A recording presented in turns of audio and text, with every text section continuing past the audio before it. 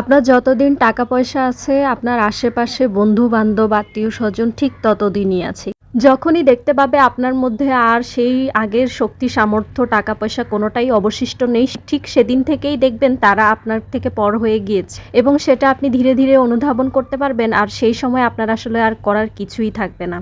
যতক্ষণই আপনার কাছে টাকা আছে আপনি সেই টাকা তাদেরকে দিতে পারবেন, ঠিক ততক্ষণই তারা আপনার সঙ্গ দিবে। এছাড়া কিন্তু আর কখনোই তাদেরকে আশেপাশে পাবেন না। আপনার একটা বিপদ হোক, আপনার কাছে টাকা নেই, কখনোই তাদের কাছ থেকে আর কোনো সাহায্য সহযোগিতা আশা তো করতেই পারবেন না। তারা আপনার কাছ থেকে দূরে, দূরে থাকা শুরু করে দিবে। এটা যখন বুঝতে পারবেন, এটার থেকে কষ্টদায়ক আর আসলে কিছুই হতে পারে না। ইদানিং চিত্রনায়িকা পপির একটি ভিডিও ভাইরাল হয়েছে যেখানে তার মা, বোন তার নামে কেস করেছে।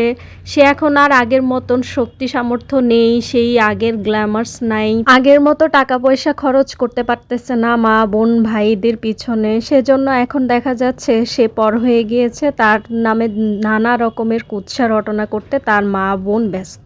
আসলে এরকমই হয়, পৃথিবীতে কেউই কারো আপন হয় না। আপনি যাদের জন্যই আপনার জীবনের স্বর্ণালী সময়গুলো নষ্ট করবেন, দেখবেন ঠিক তারাই আপনাকে একটা সময় ভুল বুঝতে শুরু করবে এবং আপনার কাছ থেকে দূরে চলে যাবে। আসসালামু আলাইকুম আপুরা, কেমন আছেন সবাই? আজকে আমি রান্না করছি সিম আলুর তরকারি। এর পাশাপাশি আপনাদের সাথে পপির ঘটনাটা শুনে এত খারাপ লাগলো যে শেয়ার না করে পারলাম না। এক পাশে আমি রান্না বসিয়েছি, অন্য পাশে এখানে কিছু সিমের বিচি ছিলে নিচ্ছি। আসলে গৃহিণীদের কাজই হচ্ছে একটার সাথে অন্যটা একসাথে মিক্সড আপ করে কাজ করা। আসলে একটা করে আরেকটা করতে গেলে অনেক সময়ের প্রয়োজন, যেটা আসলেই সম্ভব না আমাদের পক্ষে। তাই একটা কাজের ফাঁকে ফাঁকে অন্য কাজগুলোও সেরে নিচ্ছি। আমার শিম আলুর তরকারিটা অনেকটা হয়ে এসেছে, এখন ভেজে রাখা মাছ দিয়ে দিচ্ছি আর কিছু ফ্রোজেন করে টমেটো রেখেছিলাম, টমেটোগুলোও দিয়ে দিচ্ছি। আপনারা চাইলে কিন্তু আমি যেভাবে ফ্রোজেন করে রাখি টমেটো, এভাবে সারা বছর ফ্রোজেন করে রাখতে পারেন।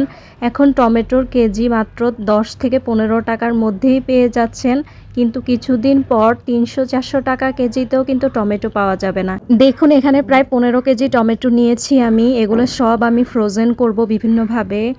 এই ফাঁকে দেখিয়ে দিলাম আমি কিছু ডাল নিয়েছি সুন্দরভাবে, এই ডালটা আমি সেদ্ধ করে নিব সিঙ্গারা করার জন্য। সামনেই রমজান, আসলে সব ধরনের কাজ গুছিয়ে রাখাটাই আমাদের গৃহিণীদের জন্য বুদ্ধিমানের কাজ।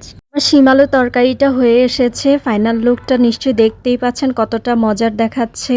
আমাদের বারান্দার টবে হওয়া সুন্দর বেগুন, দেখুন বেগুনগুলো সাইজ কিন্তু ভালোই এসেছে আলহামদুলিল্লাহ। রান্নার ফাঁকে ফাঁকে কিন্তু আমি এই সিমের বিচিটা সম্পূর্ণ ছিলে নিয়েছি। দেখুন এখানে সম্পূর্ণ 1 কেজি সিমের বিচি এক বসায় ছিলেছি।